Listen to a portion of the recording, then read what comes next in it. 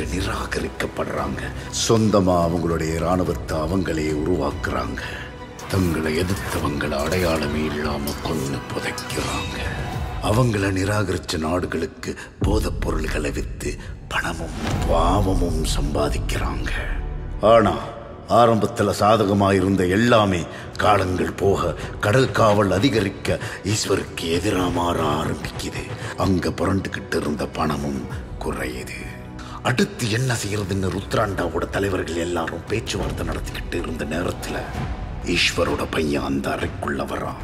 இந்த நிலை மாறணும்னா நாம தேடி போனது போதும், அவங்கள தேடி வர வைப்போன்னு ஒரு யோசனையும் சொல்றான். அந்த 10 வயசு பையனை பார்த்து அன்னைக்கு அந்த அறையில இருந்த எல்லாரும் சிரிச்சாங்க. ஆனா ஈஸ்வர் மட்டும் அவன் பையன் சொன்னதை கேட்டு எழுந்து நின்னான். அந்த பையன் பேரு ராணா.